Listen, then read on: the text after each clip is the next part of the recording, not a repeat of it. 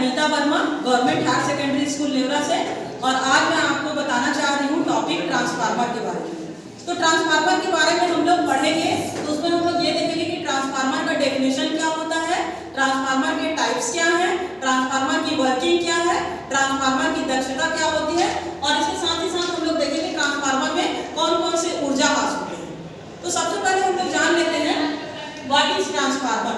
तो ट्रांसफार्मर जो होता है एक ऐसी युक्ति होती है जो कि अन्योन्य प्रेरण के सिद्धांत पे ये काम करता है, और इसके अलावा इसमें जो ये वोल्टेज के मान को या तो घटा देता है या बढ़ा देता है।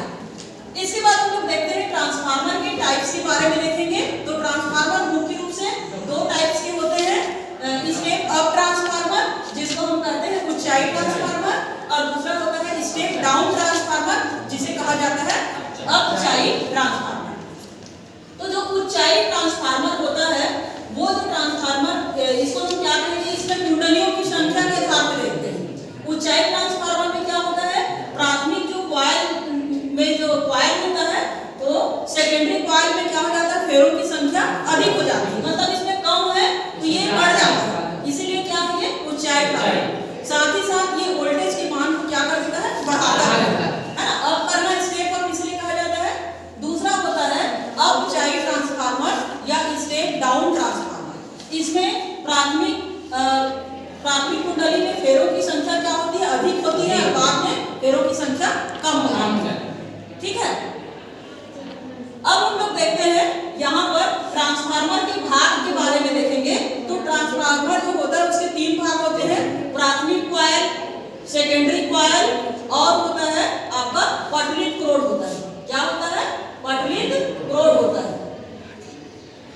अब यहाँ पे हम लोग देख लेते हैं कि ये तीनों होता क्या है। तो इसका जो संपर्क होता है, प्राथमिक कॉइल का संबंध जब हम एसी वोल्टेज के आधार पर करते हैं तो इसमें क्या होता है, जो पटलित क्रोड जो बनाया जाता है, बाद में इसको हम लोग और आगे पढ़ेंगे, भंवर धाराओं के मान को कम करने के लिए ट्रांसफार्मर का कोड पटलित बनाया जाता है।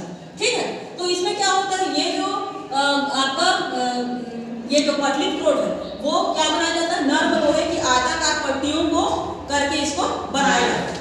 अब हम इसमें देखेंगे, नेक्स्ट टर्म में देखेंगे कि ट्रांसफार्मर में ऊर्जा हास के बारे में हम लोग अध्ययन करेंगे। ट्रांसफार्मर में चार प्रकार के ऊर्जा हास होते हैं। पहला है सैद्धांतिक हास, दूसरा है लव हास, तीसरा है चुंबकीय फ्लक्स चरण, और चौथा है आपका ताप हास।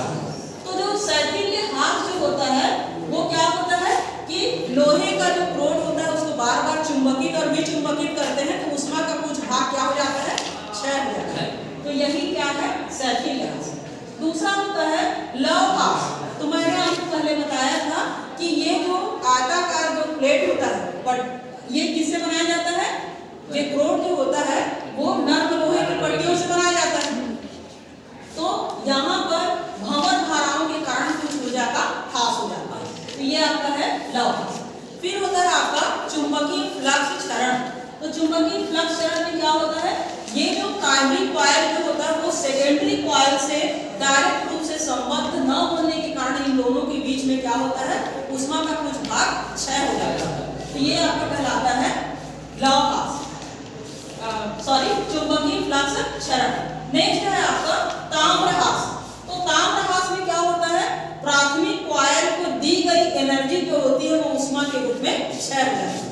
अब हम लास्ट में बात करते हैं ट्रांसफार्मर की ऊर्जा हास के बारे में। तो हम ये भी जानते हैं कि ट्रांसफार्मर की जो ऊर्जा हास जो है वो 100% कभी नहीं हो